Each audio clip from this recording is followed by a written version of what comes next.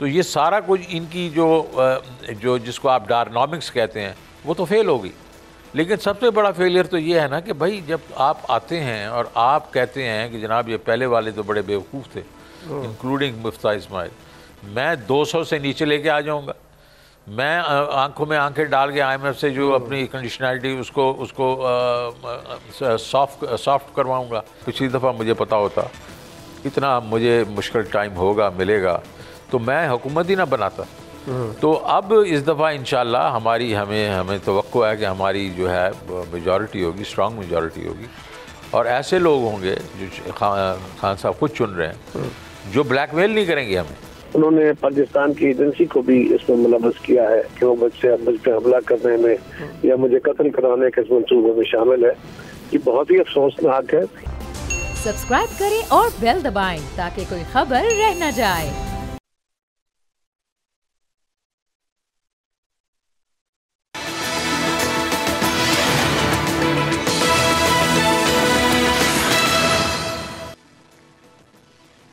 ए वादा फरामोश तेरी खैर हो लेकिन एक बात मेरी मान तू वादा ना किया कर।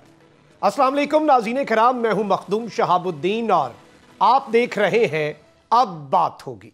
नाज़रीन कराम, वज़ीर ख़जाना इसहाक डार के दावे, लारे लप्पे पेशन गोइयां, डॉलर की ऊंची उड़ान ने सब हवा कर दिए।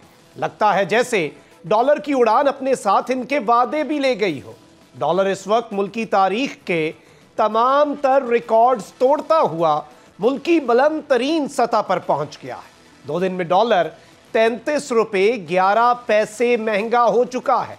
माहिरीन का कहना है कि स्टेट बैंक ने ग्रे मार्केट को ख़त्म करने के लिए डॉलर के रेट्स को फौरी फ्री फ्लोट कर दिया है, जिसकी वजह से डॉलर की कदर में इजाफा हो रहा है। अब सवाल यहाँ ये बनता है कि मिफ्ता इस्माइल की छुट्टी के बाद लंदन से खुसूसी तैयारे में वापसी करने वाले इकोनॉमिक्स के चैंपियन इसहाक डार साहब इस वक्त कर क्या रहे हैं। आपको याद होगा कि कुछ अरसा कबल कुछ ऐसे लोग भी थे जो कहा करते थे कि इसहाक डार की याद तो आती होगी। अब इन सब से ये सवाल पूछना तो बनता है कि हुण आराम है। इसी सब पर बात करेंगे, लेकिन सबसे पहले weekly round up. Fawad Chaudhry गिरफ्तार, इमरान खान की गिरफ्तारी के भी इम्कानात। निगरान पंजाब हुकूमत के आते ही PTI की मुश्किलात में इजाफा। इमरान खान की जान को खतरा। प्लान C में क्या आसिफ अली जरदारी मुलव्वस। डॉलर की ऊंची उड़ान मुल्की तारीख की बुलंद तरीन सतह पर पहुंच गया। डार इकोनॉमिक्स मुल्की मईशत के लिए जहरे कातिल साबित। महंगाई का नया तूफान तैयार, गैस का बहरान भी सर पर। होने क्या जा रहा, इसी सब पर बात करने के लिए हमें ज्वाइन किया है साबिक वजीर खजाना शौकत तरीन साहब ने। तरीन साहब, thank you very much for your time. सबसे पहले तो ये बताइएगा कि डॉलर नायाब हो चुका है और ऊंची उड़ान भी जारी है, मुल्की तारीख की बुलंद तरीन सतह पर पहुंच चुका है। डार इकोनॉमिक्स चल क्यों नहीं पा रही? तजुर्बाकार हुकूमत आखिर नाकाम क्यों हो रही है पैदर पे? देखें जी, ये पहले भी डायनामिक्स ने काम नहीं किया था। 2013 से जो 17 तक जो बातें तो करते हैं बड़ी, लेकिन उस वक्त आपको मालूम होना चाहिए कि ये जो इस वक्त सुपर साइकिल चल रहा है कमोडिटी का, उस वक्त सबसे जो कमोडिटी थी वो सबसे एक किस्म के निचली सतह पे चल रही थी। बड़ा सस्ता ज़माना था। डॉलर जो पेट्रोल था वो 40-45-50 डॉलर की रेंज में होता था। इसी तरीके से कोयला हो, एडिबल ऑयल वगैरह, ये सारी चीज़ें जो थी बड़ी सस्ती थी। तो उस ज़माने में भी इन्होंने 25 बिलियन डॉलर की एक्सपोर्ट ली थी पीपल्स पार्टी से, और डॉलर को फिर वो पैक कर दिया था, रुपये को कर दिया था डॉलर की एक वैल्यू पे, और इसको ओवर वैल्यू रखा। ओवर वैल्यू रखने से हम 25 बिलियन डॉलर से 2017 में 22 बिलियन डॉलर पे गए, और उसी ज़माने में जबकि 2013 के बीच में 27 बिलियन डॉलर की एक्सपोर्ट्स थी बांग्लादेश की, वो 2018 में जो है वो तकरीबन 37 बिलियन डॉलर हो गई, 37 बिलियन डॉलर।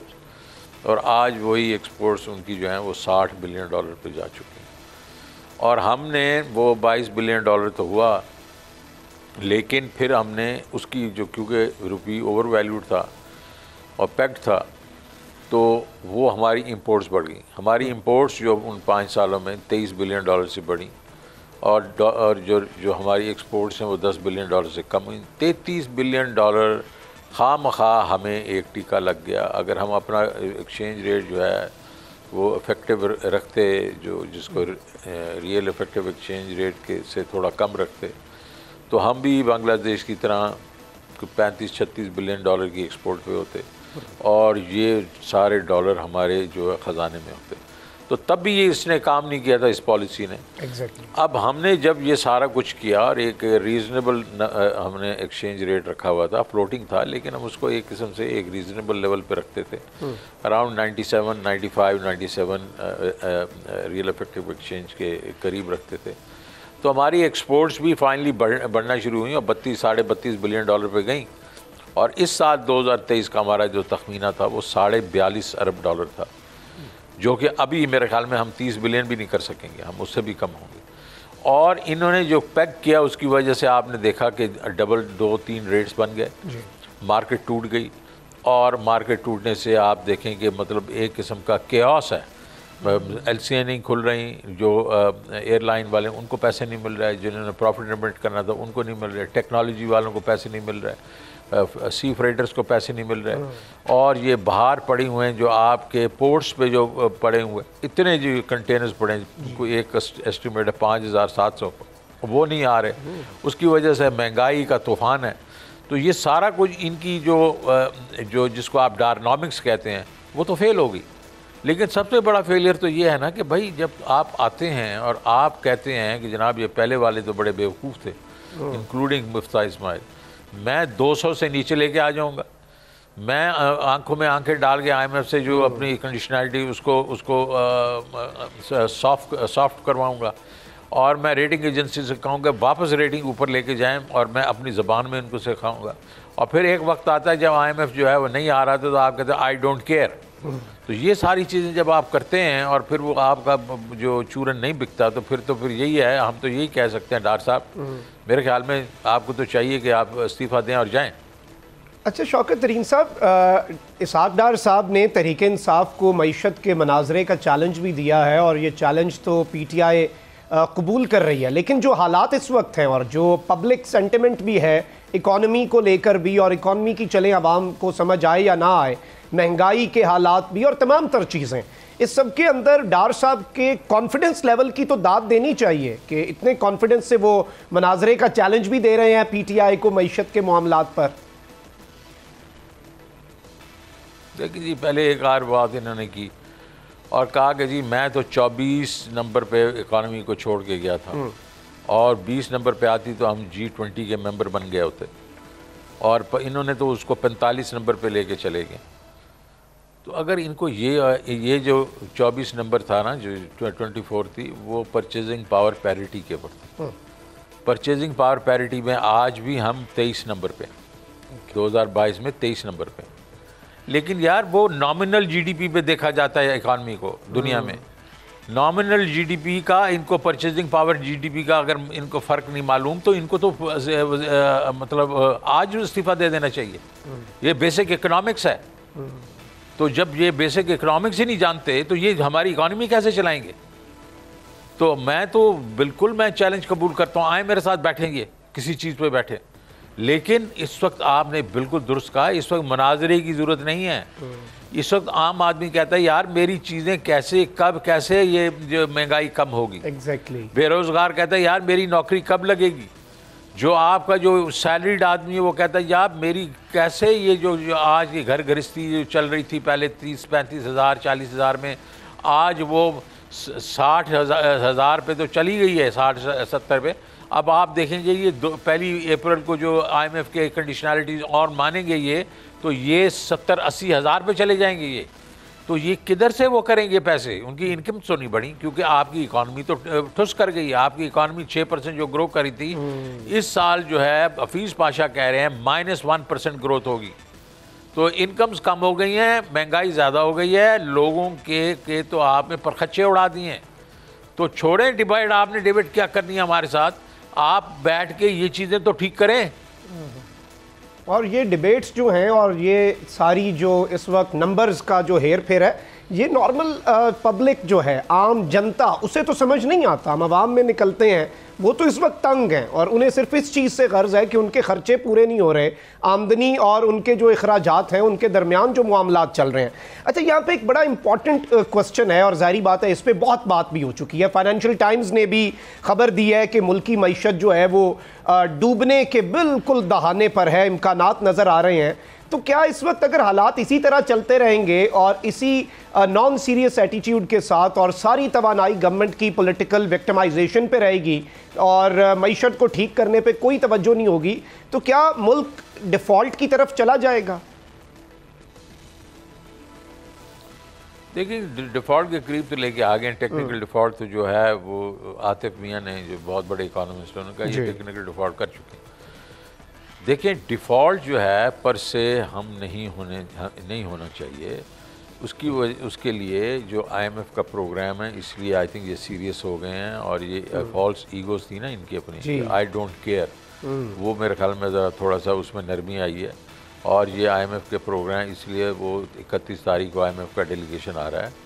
पहले अमेरिकन भी इधर आए हैं, इन्होंने उनके मिन्नते तरले करके इनको कहा है कि IMF को भेज दें यहाँ।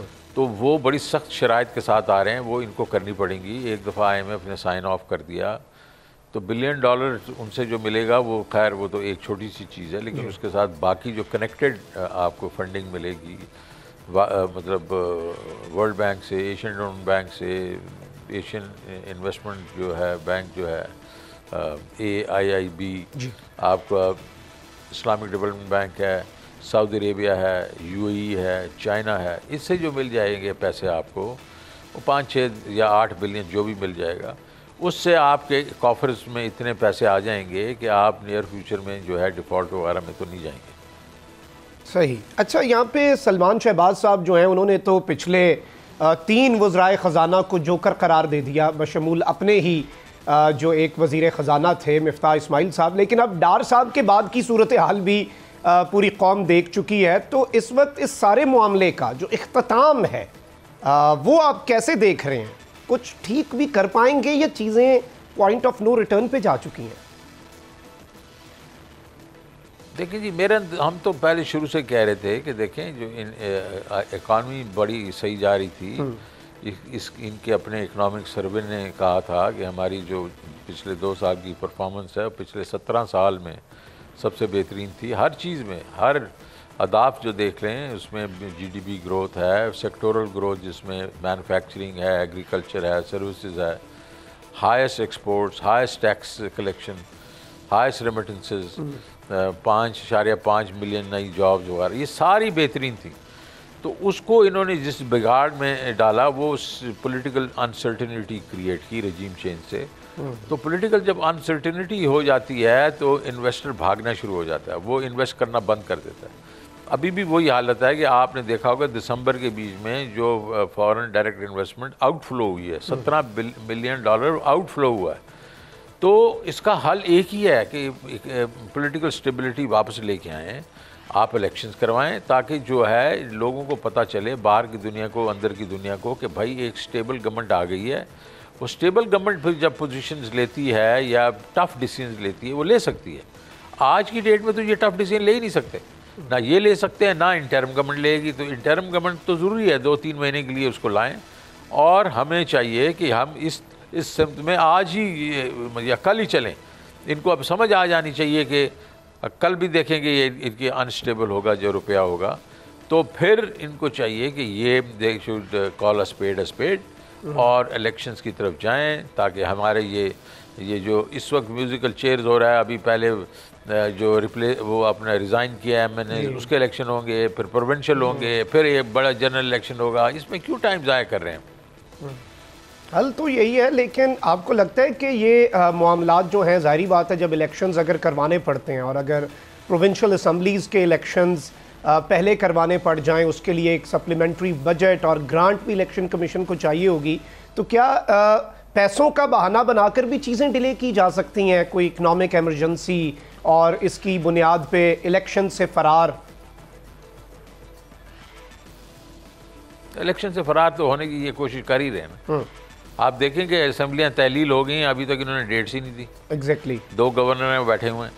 हालांकि इसमें तो अभी जिसको हम कहते हैं इलेक्शन कमीशन ऑफ पाकिस्तान, उन्होंने भी इनको एक टेंटेटिव डेट्स दे दी हैं। इन्होंने अभी तक कोई अनाउंस नहीं किया। तो ये तो फरार तो चाह रहे हैं। क्यों फरार चाह रहे हैं? इसलिए शहाबुद्दीन साहब कि इस वक्त इनको बड़ी मार पड़नी है। इनको पहले भी मार पड़ रही थी, क्योंकि आपने देखा 17 जुलाई के जो इलेक्शन हुए थे उसमें क्या पंजाब में हुआ। फिर ओवरऑल जो MNA के इलेक्शन अक्टूबर में उधर क्या हुआ। तो अभी भी इनको मालूम है अगर इलेक्शन आज हो जाएंगे तो इनको बड़ी मार पड़ेगी। अरे भाई, फिर कहते हैं कि जी हम सियासत और मतलब अपनी को कुर्बान कर देंगे अपनी मईशत पे। अरे भाई, सियासत पे कुर्बान कर देंगे तो कराओ ना इलेक्शन यार। तो ये इलेक्शन के से भागते तो रहेंगे, लेकिन एक चीज़ जिसको कहते हैं कॉन्स्टिट्यूशन, आइन का तकाजा है कि जो प्रोविंशियल असम्बली जब तहलील हो जाएं तो 90 दिन के अंदर अंदर इलेक्शन होने चाहिए। तो इनको कराने पड़ेंगे, मनी और नो मनी। बिल्कुल। और कॉन्स्टिट्यूशन में तो इसके अलावा 91 दिन या 92 दिन की भी गुंजाइश नहीं है, 90 से पहले ही करवाना है। लेकिन ऑब्वियसली अगर कॉन्स्टिट्यूशनल सुपरमेसी को बरकरार रखा जाए तब। अच्छा, यहाँ पे अगर हम एक बिल्कुल न्यूट्रल एनालिसिस करें, गवर्नमेंट जो है वो इलेक्शन से फरार इसलिए चाह रही है कि शायद आगे चल के वो हालात ठीक कर लें, शायद कोई आवाम को रिलीफ दे पाएँ, शायद जो इस वक्त अवामी गमो गुस्सा है वो कम हो जाए, शायद कोई महंगाई में कमी आ जाए। आपको लगता है कि जो पॉलिसीज़ अभी चल रही हैं, अगर हम उसका प्रोजेक्टेड स्कोर ही देख लें तो ये कुछ ठीक कर पाएंगे या हालात इससे भी ख़राब हो जाएंगे, फिर ये दोबारा इलेक्शन से भागने की कोशिश करेंगे? कितना आगे ले जाएंगे? देखिए जी, पहली बात है इनके पास तकरीबन 5 साढ़े 5 महीने हैं। अगर आप इसको मिडल ऑफ अगस्त के बीच में तहलील करते हैं तो 5.5 महीने में आपका ख्याल है ये जो पहले जो अभी तो जाएगी ना जी, आपकी जो CPI जो कंज्यूमर ओवरऑल जो इन्फ्लेशन है, ओवरऑल जो आपकी महंगाई है वो 25% है। और जो सेंसिटिव प्राइस इंडेक्स है, मतलब है खाने पीने की चीज़ें, इलेक्ट्रिसिटी, जो ज़रूरत वाली चीज़ें हैं, घरेलू ज़रूरत वाली चीज़ें हैं, डेली यूज़ वाली चीज़ें, उसको SPI कहते हैं, सेंसिटिव प्राइस इंडेक्स, वो अभी इस वक्त 32% पे। ये तो अभी जाएगी, सेंसिटिव प्राइस इंडेक्स जाएगी तकरीबन 45 से 50%। ओके। और ये जो आपकी जाएगी ये CPI जो ओवरऑल आपकी जो महंगाई है ये जाएगी तकरीबन 30 से 35। ये मैं नहीं कह रहा हूँ, ये डॉक्टर हफीज़ पाशा कह रहे हैं, जिनकी बीवी जो है मिनिस्टर ऑफ स्टेट है फाइनेंस में। तो वो बड़े पाए के वो हैं, अपना इकोनॉमिस्ट हैं, वो कह रहे हैं। तो अगर ये हो गया तो वो कब वापस आएगी, मतलब वो कब 9 मन तेल होगा और गंगा राधा नाचेगी? ये नहीं, ये इनकी खुशफहमी है। ये कह रहे हैं, मेरे ख्याल में ये दिल में ये कह रहे हैं कि हो सकता है कोई ऐसा हमें मदद मिल जाए, कोई झुरलू फिर जाए कि हमें ये कम से कम 1.5 साल और मिल जाए। वो 1.5 साल और नहीं मिलेगा। हमने चूड़ियाँ नहीं पहनी हुई, अदालतों ने चूड़ियाँ नहीं पहनी हुई, और इसलिए इनको समझ आनी चाहिए कि और इनके लिए स्लिपरी स्लोप है। जितना ज़्यादा ये आगे जाने की कोशिश करेंगे उतना ज़्यादा स्लिप होंगे। ओके। अच्छा, यहाँ पे अब डॉलर की कीमत तो बढ़ चुकी है, तो क्या अब जो पेट्रोल की कीमत है वो भी बढ़ाना इनकी मजबूरी बन जाएगा? और पेट्रोल आपको कहाँ पर जाता हुआ नज़र आ रहा है रियलिस्टिकली अगर हम देखें? देखिए जी, अगर इन्होंने कोई टैक्स ना लगाया ना, सेल्स टैक्स जो है वो इस वक्त 0 है। ओके। लेकिन जो पेट्रोल में लेवी है वो 50 रुपये इस वक्त है अपना पेट्रोल पे, और 35 रुपये है आपका डीजल। तो अगर कुछ भी नहीं किया और इसी सिर्फ ये डिवैल्यूएशन जो हुई है रुपए की, इसकी वजह से आपका समझें कि 50 रुपये जो है फी लीटर इनके दोनों में बढ़ जाएगा। ओके। और अगर इन्होंने 17% वो लगाया सेल्स टैक्स, तो 50 समझे और लग जाएगा। तो मिनिमम ये 50 के करीब लगेगा, और ये मैक्सिमम या रादर जो रियलिस्टिक है वो तकरीबन मेरे ख्याल में 80 से 100 रुपया फी लीटर लगेगा। यानी अगर कुछ ना भी किया जाए तो इस डिवैल्यूएशन की वजह से 50 रुपया पेट्रोल जो है वो बढ़ना है, और वरना 80 से 100 के दरमियान भी, तो फिर तो हर चीज़ ही महंगी हो जाएगी। और आवाम तो फिर आपको पता है आवाम के तो पहले ही हालात ऐसे हैं, और IMF रिव्यू भी आने वाला है, और उसके बाद भी आपको लगता है कि चीज़ें जो हैं वो क्या क्या बढ़ सकता है? सब ये बढ़ेगा इसलिए कि IMF आ रहा है। ये 31 तारीख को आ रहे हैं, उससे पहले 31 को इन्होंने ये चीज़ें बढ़ानी है, आपने देखेंगे, क्योंकि उनकी प्री कंडीशन होगी ये। वो आ इसलिए रहे हैं कि भाई अगर आप ये काम करोगे तो हम आएंगे, नहीं तो हम नहीं आएंगे। तो ये बड़ा इम्पॉर्टेंट इस वक्त हो चुका है। अच्छा, यहाँ पर एक ख़बर भी गर्दिश कर रही है तरीन साहब के हुकूमत जो बैंक्स के अंदर पड़ा पैसा और डॉलर्स जो हैं वो ब्लॉक कर सकती है, जैसे 98 में किए गए। तो आपको इसके भी कुछ इम्कानात नज़र आ रहे हैं? ये क्या मामला है? क्योंकि आम आदमी तो जाहिर बात है परेशान हो गया है जब से ये खबर गर्दिश कर रही है, या ये पॉसिबिलिटी गर्दिश कर रही है। देखिए, ये नहीं होना चाहिए और ना ही होगा, क्योंकि डार साहब ने इसके ऊपर कैटेगोरिक एश्योरेंस दी है, और ये बाय लॉ है। स्टेट बैंक ऑफ पाकिस्तान या हुकूमत पाकिस्तान ये डॉलर्स नहीं सीज कर सकते, तो ये ना ही करें तो बेहतर है। क्योंकि पहली दफ़ा जब किए थे, जो हमारे एटॉमिक वो जो हुए थे, ब्लास्ट हुए थे, न्यूक्लियर ब्लास्ट हमने किए थे 1998 में, तो 10 साल तक जो है इन्वेस्टर कॉन्फिडेंस ज़ीरो हो गया था, लोगों ने पैसे भेजना बंद थे डिपॉजिट्स में। तो अब ये ना ही करें तो बेहतर है, और होना भी नहीं चाहिए। ओके। और इस सब के अंदर इस वक्त अगर हम मईशत के हालात को देखें और मईशत जिस तरफ जा रही है, आपको पहले भी अप्रोच किया गया था कि कोई मदद कर दें आप, तो इस दफ़ा अगर फिर हालात के अंदर आपको अप्रोच किया जाता है कि कोई हालात ठीक करें या कोई अपनी एक्सपर्टीज़ दें, तो आपका क्या जवाब होगा? मेरा जवाब जिस तरह पहले था अभी भी है, हम बिल्कुल मदद करने को तैयार हैं। इलेक्शंस कॉल करें, इंटरिम गवर्नमेंट आएगी, मैं भी मदद करूंगा, ये भी मदद करेंगे, बिल्कुल करेंगे। और उसके बाद जो एक मुतालबा है, जारी बात है बहुत से स्टेक होल्डर्स का, कि मीसाक़े मईशत जो है उसकी तरफ भी PTI जाएगी, और आपको लगता है वैसे अगर इलेक्शंस की डेट अनाउंस हो जाती है तो एक चार्टर ऑफ इकॉनमी हो जाना चाहिए मुल्क के मफाद में? जी, चार्टर इकॉनमी हो या 10 to 15 ईयर प्लान्स हों, उनमें देखें चार्टर इकॉनमी का क्या मतलब है। मतलब ये है कि देर 4, 5, 6 ऐसी मसाइल हैं जो हमारे स्ट्रक्चरल रिफॉर्म्स हैं जो हमने करने हैं, और उसमें जो है पॉलिटिकल पार्टीज जो हैं वो जैसे ही वो हुकूमत में आती हैं वो फिर नहीं करती, क्योंकि दूसरी अपोजिशन जो है उनको टफ टाइम देती है। तो उसकी ये तो अगर एक जो पॉलिटिकल पार्टी आई है और वो इंट्रोड्यूस करे पार्लियामेंट में कि ये 4-5 चीज़ें इस पर हम 10 साल प्लान दे रहे हैं, और उस पर अगर इत्तेफाक हो जाए उसके बीच में अपना पार्लियामेंट में हो जाए, तो फिर वो भी वही चीज़ है ना। बिल्कुल, तो ये हो सकता है, ये पॉसिबिलिटी है। तरीन साहब हमारे साथ रहिएगा, हम गुफ्तगू के सिलसिले को आगे बढ़ाएंगे। यहाँ पे हमें लेना एक ब्रेक, स्टे विद अस।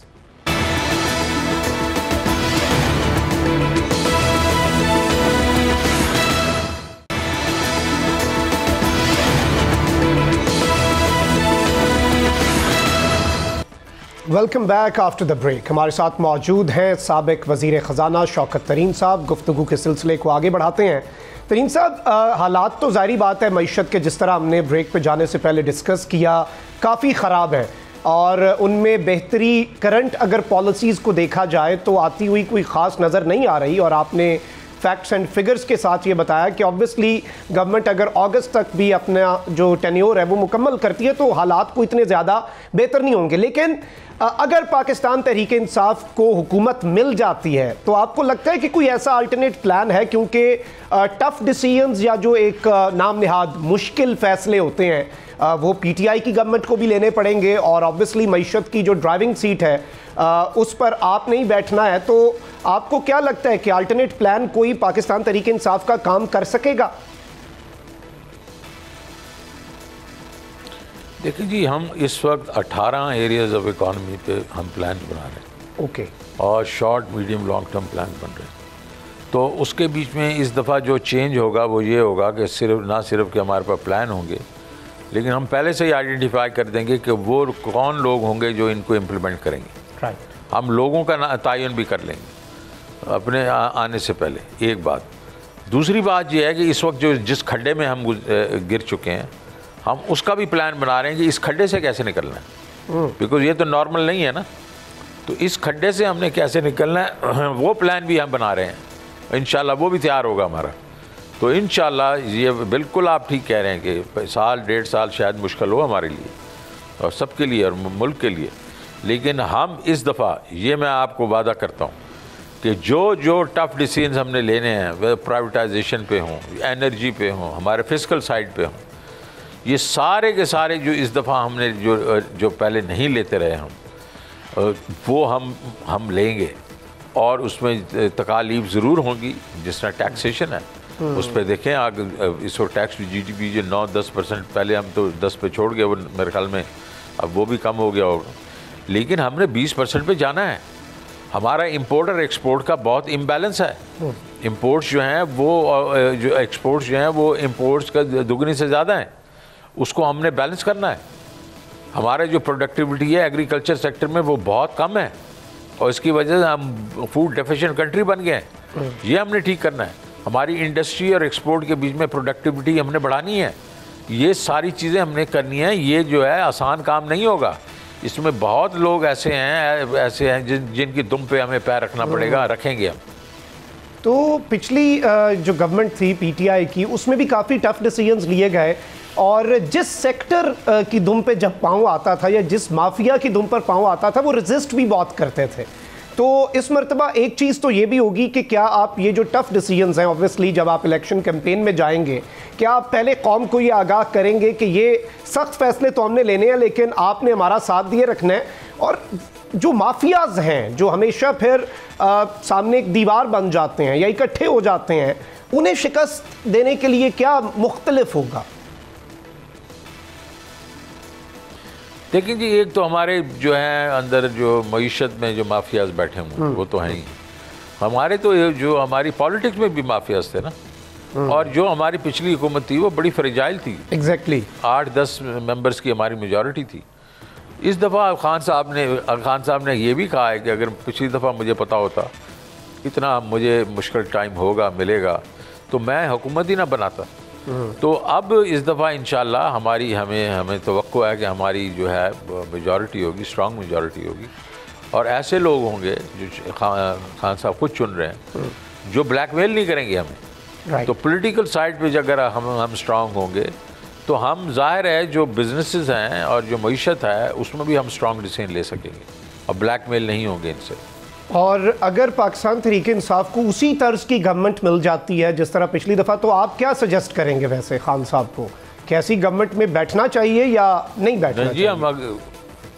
नहीं बैठना चाहिए, बिल्कुल नहीं बैठना चाहिए। फिर से हम उसको हम अपोजिशन में बैठ जाएंगे लेकिन एक फ्रेजाइल गवर्नमेंट में नहीं बैठेंगे। लेकिन जाहिर बात है इसमें फिर PTI को और भी बहुत कुछ देखना पड़ेगा, क्योंकि बहुत सी जगहों पर जो पॉलिटिकल इंजीनियरिंग है वो खान साहब निशानदेही कर चुके हैं, चाहे कराची है, चाहे बलूचिस्तान है, चाहे जनूबी पंजाब है, वहाँ पे काफ़ी टफ टाइम मिल रहा है वैसे PTI को। देखिए जी, अभी तो इलेक्शंस हुए नहीं हैं। एक बस लोकल बॉडीज इलेक्शन जो अपने आपके कराची सिंध में हुए, हमें उस पता चल गया कि या क्या पॉलिटिकल इंजीनियरिंग कर सकते हैं। लेकिन यही पॉलिटिकल इंजीनियरिंग इन्होंने कोशिश की थी यहाँ पंजाब में भी, और जब MNAs के इलेक्शंस हुए थे तो वो हम लोगों का इतनी वो पब्लिक आई थी, वोटर टर्नआउट इतना ज़्यादा था, वो पॉलिटिकल इंजीनियरिंग को हमने बिल्कुल उसको एक किस्म से ओवरकम किया था। तो अभी भी हमारा यही यकीन है कि हमारे अगेंस्ट पॉलिटिकल इंजीनियरिंग तो होगी, लेकिन इंशाल्लाह जो ग्राउंड पे जो एंथुजियाज़म है हमारे वोटर बेस का, वो इसको ओवरकम करेगा। इंशाल्लाह हम कंफर्टेबल मेजॉरिटी के साथ आएंगे। ओके अच्छा, यहाँ पे एक गैस बहरान की भी काफ़ी बाज़गश सुनी जा रही है कि उधर भी हुकूमती जो नाअहली है, और जो अगला महीना आने वाला है फरवरी का, उसमें गैस बहरान भी सर उठा सकता है। तो फिर इसमें इंडस्ट्रीज़ और हर चीज़ ऑलरेडी पहले ही बहुत ज़्यादा सफ़र कर रहे हैं, और अगर एक गैस का बहरान सर उठा लेता है ऐसे हालात में, अब तो खैर हमने देखा कि सर्दियों में बिजली का बहरान भी है हमारे मुल्क में जो कि अनप्रेसिडेंटेड है, बुरे तरीन अदवार में भी ऐसा कम ही हुआ, लेकिन अब अगर गैस बहरान भी आ जाता है फ़ेब में, तो इससे तो मुल्की हालात किस तरफ जाएंगे? ऑलरेडी हर चीज़ इतनी फ्रेजाइल है और बड़ी मुश्किल से सबका ही गुजारा मुश्किल है। देखिए जी, इंडस्ट्री बंद हो रही है, बिजनेसेस बंद हो रही हैं, इकानमी जो है वो माइनस में जा रही है, तो अब उसका यही होगा कि वो ज़्यादा बिजनेसेस बंद हो जाएंगी और अनएम्प्लॉयमेंट जो है, बेरोज़गारी बढ़ जाएगी। ये तो आपने ये बात की कि वो शायद बिजली गैस ना हो, ये गैस में तकरीबन 47% का ये पूरा एवरेज पे ये इंक्रीज़ कर रहे हैं टैरिफ। और ये जो बिल है इंक्रीज़ कब से होंगे? पिछले जुलाई से, जुलाई 1 से इंक्रीज़ हो रही है। तो आप अंदाज़ा करें ना, फिर और क्या बुरान किसको कहते हैं आप? ये तो अगर जुलाई से करते हैं तो इंडस्ट्रीज़ का क्या हिसाब होगा? इंडस्ट्रीज़ रेजिस्ट तो करेंगी इस चीज़ को, क्योंकि ऑलरेडी या तो फिर बंद करना ही एक ऑप्शन बच जाएगा कि ताले लगा दें, और उससे फिर आम आदमी मजदूर पे अफेक्ट भी पड़ेगा। ज़ाहिर बात है, एक पूरा रिपल इफेक्ट है। देखिए जी, बड़ी बड़ी इंडस्ट्री, पैकेजेस, इंडस मोटर्स वगैरह, वो तो सारे उन्होंने बंद कर दिए हैं इस वक्त फॉर द टाइम भी। और आपकी इसलिए तो इंडस्ट्रियल ग्रोथ जो थी हमारे वक्त के बीच में, आप देखें दिसंबर से लेके इस दिसंबर में जो इंडस्ट्रियल ग्रोथ है ईयर ऑन ईयर जो है 16.5% नेगेटिव है।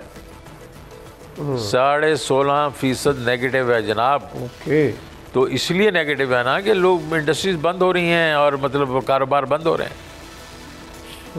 अच्छा, यहाँ पे एक और चीज़ बड़ी आम है, एक परसेप्शन क्रिएट किया गया था कि पाकिस्तान तहरीक-ए-इंसाफ या इमरान खान की जो फॉरेन पॉलिसी है वो अच्छी नहीं है और दोस्त ममालिक बड़े नाराज़ रहते हैं खान साहब से। लेकिन इस हुकूमत को ये एक्सपेक्टेशन भी थी कि पता नहीं आते ही क्या कुछ हो जाएगा, ख़जानों के मुंह खोल दिए जाएंगे, और दोस्त ममालिक बड़े रिलक्टेंट नज़र आ रहे हैं। वो दोस्त ममालिक जो नॉर्मली काफ़ी मदद भी कर दिया करते हैं। सऊदीया कहता है कि अब हम वो जो गैर मशरूत इमदाद के दिन थे दे आर ओवर नाउ, और बाकी ममालिक भी हर चीज़ को IMF के साथ भी मशरूत कर देते हैं और अपनी जगह ये भी कहते हैं कि अपना हाउस इन ऑर्डर लाएं। पॉलिटिकल स्टेबिलिटी तो आपके अपने हाथ में है। तो आपको क्या लगता है कि दोस्त ममालिक के साथ इस गवर्नमेंट के आते साथ ही what went wrong? What went wrong भाई, देखें सारी दुनिया देखती है कि आपका जो है ग्राउंड के ऊपर क्या स्टेटस है। आपका क्या ख्याल है, इन ममालिक के यहाँ एम्बेसडर्स नहीं होंगे? Exactly. यहाँ एम्बेसडर्स नहीं देख रहे होंगे कि इमरान खान की पॉपुलैरिटी कितनी है, और ये नहीं देख रहे होंगे कि इलेक्शंस कौन जीत रहा है। तो उन्होंने भी तो अपने ममालिक के, अपनी हुकूमतों को बता रहे होंगे ना कि जनाब वाला ये देखें, आप ख्याल रखें, ये अनरिप्रेजेंटेटिव गवर्नमेंट है, ये रिजीम चेंज के थ्रू आई हुई है। तो उस लिहाज से ये कहना कि जी हम लोग जो है हमारे साथ दोस्त ममालिक साथ नहीं खड़े, बिल्कुल खड़े थे। मैं तो एक साल में जितने भी ममालिक में गया हूँ, सऊदी अरेबिया गया हूँ, मैं जनाब चाइना गया हूँ, तो जिस मुल्क में भी खान साहब के साथ गया हूँ, मैं वैसे अपने ऑन माई ओन तुर्की भी गया हूँ, सारों की बहुत अच्छे रिलेशनशिप थी हमारी, जो है वो बड़ा कारोबार सही चल रहा था। मुझे गल्फ़ GCC के लोग डेलीगेशन मिलते थे, मैं UAE गया। तो बात सिर्फ इतनी है कि वो रिप्रेजेंटेटिव गवर्नमेंट होगी, उन्हीं के साथ उनके अच्छे ताल्लुकात होते हैं। जाहिर बात है कि वो भी तो ये देख रहे हैं कि गवर्नमेंट के पीछे अगर उस मुल्क की आवाम ही नहीं है और मैंडेट भी नहीं है, तो उससे बात करना भी एक रिस्क है। फिर पॉलिटिकल इंस्टेबिलिटी भी है और ये भी नहीं पता कि कितने दिनों के लिए है। और यहाँ पे अब अगर एक आखिरी सवाल आपसे ये है कि अगर कोई निज़ाम लाया जाता है, कोई निगरान गवर्नमेंट आती है, उसे एक्सटेंड किया जाता है, तो इस चीज़ की आइन और कानून में तो कोई गुंजाइश नहीं है, लेकिन आपको लगता है कि PTI इसे रेजिस्ट कर पाएगी अगर कोई वही टेक्नोक्रेट सेटअप की गूंज, क्योंकि अंदर खाते अभी भी हर कुछ दिनों के बाद, कुछ घंटों के बाद बल्कि रीसर्फेस कर जाती हैं बातें? देखिए जी, ये एक अननेचुरल सी चीज़ हो, हम करेंगे, हम उसको बिल्कुल रेजिस्ट करेंगे। वो इसलिए करेंगे, ये गैर आइनी होगी, आइन इसकी इजाज़त नहीं देता। और उसकी वजह है, उसकी वजह ये है कि ये जो है ना 3 महीने वाला, वो भी ये है। दुनिया में तो ये नहीं होता ना, दुनिया में जो सिटिंग गवर्नमेंट होती है वो जिस तरह खान साहब कहते हैं कि वो इलेक्शन करवा देती है। यहाँ एक किस्म से बेएतमादी जो है पॉलिटिकल पार्टीज़ में इतनी बढ़ गई कि फिर उन्होंने कहा कि चलें जी इसको एक इंटरिम गवर्नमेंट हुआ करेगी और वो जो है वो इलेक्शंस करवा के चली जाया करेगी। हम उसको अगर बढ़ाने की कोशिश करते हैं और कहते हैं ये असल पॉलिटिकल जो सिस्टम है वो काम नहीं कर रहा, तो हम इंटरिम गवर्नमेंट को ले आएँ और वो काम करेगी, तो वो नहीं होगा, बिकॉज आवाम की सपोर्ट नहीं होगी उसको।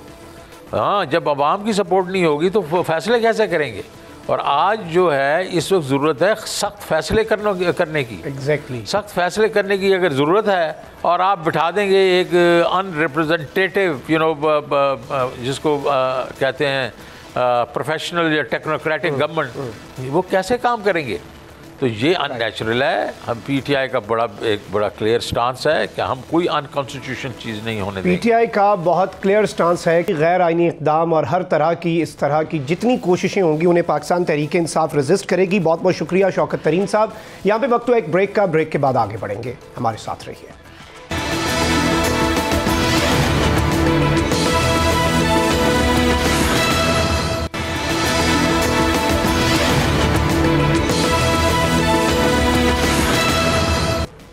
Welcome back after the break. नाज़रीन कराम, साबिक़ वज़ीर आज़म इमरान खान ने अपने कत्ल के मंसूबे के हवाले से एक बहुत बड़ा इंकशाफ किया है। इमरान खान साहब का कहना है कि उनके कत्ल के प्लान सी पर काम शुरू हो चुका है। कलअदम दहशतगर्द तंजीम को पैसे भी दिए जा चुके हैं और इस कत्ल के मंसूबे में आसिफ अली जरदारी शामिल है। ये एक बहुत बड़ा एलिगेशन है और एक बहुत अलार्मिंग चीज़ है। इसी सब पर बात करने के लिए हमें ज्वाइन किया है पाकिस्तान पीपल्स पार्टी के सीनियर रहनुमा और वजीर आज़म के मुशीर कमर जमान कायरा साहब ने। कायरा साहब, thank you very much for your time. सबसे पहले तो ये बताइएगा कि खान साहब ने इल्ज़ाम लगाया है कि जरदारी साहब ने पैसे दिए हैं कलअदम तंजीम को खान साहब को मरवाने के लिए, क्या कहना चाहेंगे इस पर?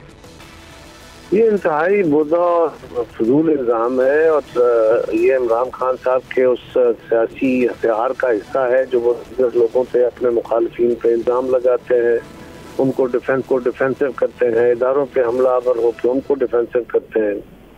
तो ये बहुत ख़तरनाक बात है और खान साहब को चाहिए कि वो लेके आए, सारे हक़ाइक़ कौम के सामने रखें। इसीलिए पीपल्स पार्टी ने आज अपना मौक़िफ़ प्रेस कॉन्फ्रेंस की ज़रूरत में भी दिया है और हम इसके खिलाफ कानूनी चाराजोई भी करेंगे। कायरा साहब, ये बताइएगा कि खान साहब ने एक और बात भी की है जिसमें वो कह रहे हैं कि 4 लोगों का वो जिक्र करते हैं जो उन्हें मरवाने की और इससे पहले वाला जो कातिलाना हमला है उसकी प्लानिंग में भी शामिल थे। और अब खान साहब ने यह भी कह दिया कि उन 4 लोगों में आसिफ अली जरदारी साहब शामिल थे, यानी पिछला हमला भी आप लोगों ने करवाया है।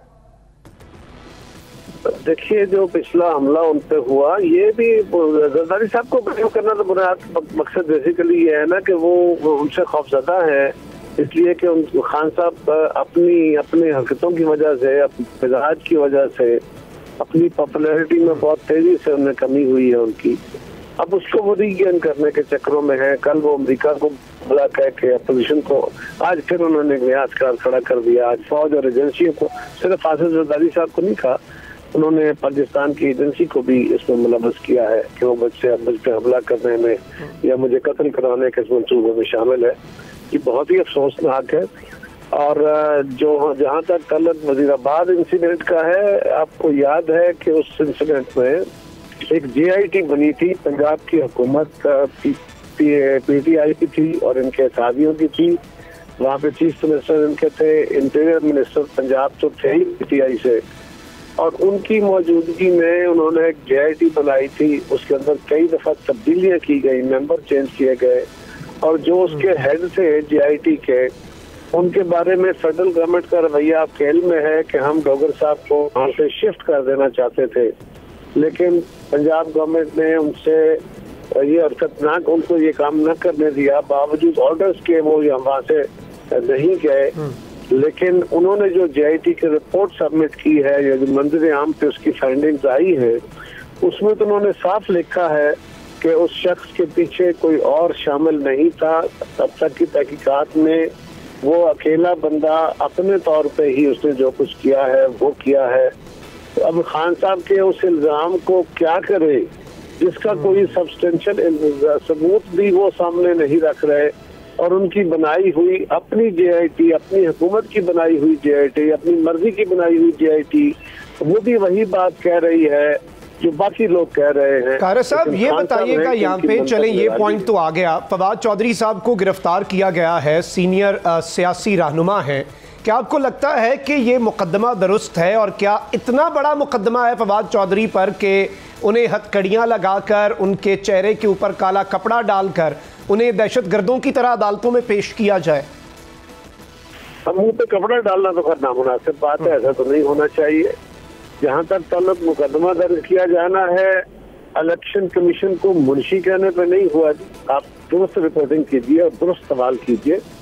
फवाद चौधरी ने उनको बच्चों को, उनके खानदानों को, इलेक्शन कमीशन के मेंबरान को डायरेक्ट धमकियां दी है और उस धमकियों के नतीजे में उन्होंने एक FIR दर्ज कराई है जिससे हुकूमत का कोई मतलब नहीं है। ये कहना कि वो कोई इंतकामी कार्रवाई है, ये बहुत नामुनासिब बात है।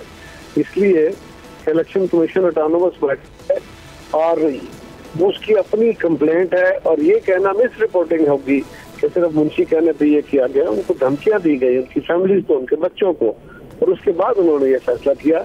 हुकूमत की तरफ से आज तक किसी बंदे के खिलाफ कोई ऐसी कार्रवाई नहीं हुई, किसी को ऐसा गिरफ्तार नहीं किया गया। अच्छा कायरा साहब, यहाँ पे ये बताइएगा कि इलेक्शंस के हवाले से भी इस वक्त चहमगोइयाँ हो रही हैं, तो क्या पंजाब और खैबर पख्तूनख्वा में इंतखाबात होने वाले हैं, ज़िमनी इंतखाबात होंगे, या फिर फ़िलहाल हम ये कह लें कि किसी किस्म के कोई इंतखाबात की इस वक्त उम्मीद नहीं है?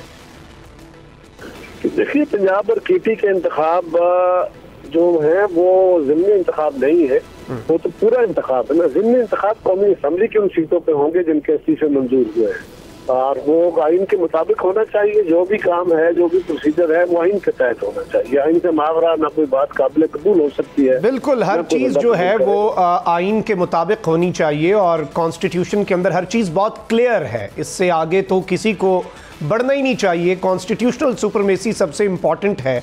कारा साहब, इन पे एक सवाल है आपसे कि डॉलर की ऊंची उड़ान आपके भी सामने है, पूरी कौम के भी सामने है, और इस डॉलर की जो ऊंची उड़ान है इसके अभी असरात तो आने हैं महंगाई के एक नए तूफान की सूरत में। और डार साहब की जो इस वक्त पॉलिसीज़ हैं, ये चीज़ तो वाज़े है कि उसका वज़न तो फिर सब पर आएगा। आप भी आधी हुकूमत का हिस्सा हैं, तो क्या पीपल्स पार्टी इस वक्त मुतमईन है डार साहब की कारकर्दगी से? क्योंकि कायरा साहब, हालात तो इतने अच्छे नहीं नज़र आ रहे। देखिए, मईशत की सिचुएशन से या डॉलर की उड़ान से कोई भी शऊर मुतमईन हो सकता है क्या कि हम मुतमईन होंगे? उससे यकीनन बहुत सारे मसाइल पाकिस्तान के लिए पड़े हुए हैं, बहुत सारी मुसीबतें आई हुई है, महंगाई हुई है, बेशुमार काम हुए हैं। लेकिन क्या डॉलर इसहाक डार साहब की या मौजूदा हुकूमत की पॉलिसियों की वजह से महंगा हुआ है? कौन सी पॉलिसी? क्या पाकिस्तान की एक्सपोर्ट्स इस सतह पे रुकी हुई है तो हमारी पॉलिसी की वजह से, या आलमी हालात ऐसे बने हैं, या मुल्की हालात ऐसे बने हैं, या खान साहब के दौर में जो कर्ज लिए गए उसका भी इफेक्ट है? ये कंटिन्यूअस इफेक्ट होते हैं। तो डार साहब की तमाम तर कोशिश है, उससे पहले मिर्जा साहब ने भी बड़ी अच्छी कोशिश की, मेहनत करके काम किया कि पाकिस्तान की इकॉनमी को संभाला जा सके। ये इस वक्त जो सूरत हाल है, ये किसी के भी बस में कोई बहुत बड़ा मिरेकुलस किस्म की तब्दीली लाना फौरी तौर पे ये मुमकिन नहीं है। लिहाजा इसको पॉलिसी कामयाब या नाकाम होना तो गेज नहीं किया जा सकता, या इसको इतना कैटेगराइज नहीं किया जा सकता। लेकिन ये मैं कह सकता हूँ कि दिन रात मेहनत करके पहले मिर्जा साहब ने भी कोशिश की और हम सब उनके साथ थे, और अब डार साहब कोशिश कर रहे हैं और हम उनके साथ हैं। कोई और रास्ता है नहीं कि किसी पॉलिसी का अचानक फेलियर नहीं जिसके नतीजे में आलमी मंडी में या पाकिस्तान के रुपीज के खिलाफ डॉलर की कीमत बढ़ी है। सारी दुनिया की करेंसी, मेजॉरिटी करेंसी के खिलाफ डॉलर की कीमत में इजाफा हुआ है। तेल की कीमतों में इजाफा उसका एक हिस्सा है, पेट्रोलियम की कीमतों में या गैस की कीमतों में उसका इजाफा उसका एक हिस्सा उसकी वजह है। और बहुत पॉइंट टेकन, बहुत बहुत शुक्रिया। कमर जमान कायरा साहब पाकिस्तान पार्टी के सीनियर रहनुमा हमारे साथ मौजूद थे। नाज़रीन किराम, अब वक्त हुआ है पोस्टमार्टम। ख़वातीनो हज़रात, इंसाफ किसी भी मुआशरे की तरक्की और बका के लिए लाजिम व मलजूम है। किसी भी महज़ब और तहजीब याफ्ता मुआशरे में इंसाफ ऐसा होना चाहिए कि इंसाफ होता हुआ नजर आए। लेकिन हमारे मुल्क में बदकिस्मती से इंसाफ का मेयार भी दोहरा है। फवाद चौधरी साहब की हालिया मिसाल ही ले लें। एक लफ्ज़ मुंशी कहने पर उन पर जिस तरह से मुकदमा दर्ज किया गया, वो अपनी मिसाल आप है। आज के पोस्टमार्टम में हम आपको दिखाएंगे कि किस तरह से लीगी सियासतदान इससे कबल इदारों को धमकियां देते रहे, लेकिन मजाल है जो कोई मुकदमा दर्ज हुआ हो या गिरफ्तारी भी हुई हो, गिरफ्तारी तो दूर की बात, इदारों की जानिब से जवाब तक नहीं दिया गया। सुनिए जरा आप खुद सबसे पहले कि कैसे कैसे बयानात दिए जाते रहे। अब फैसला हम आप पर छोड़ते हैं नाज़रीन, आप खुद अंदाज़ा लगाएं कि दर हकीकत लाडला कौन है। मखदूम साहब को इजाज़त, अल्लाह निगहबान, पाकिस्तान जिंदाबाद।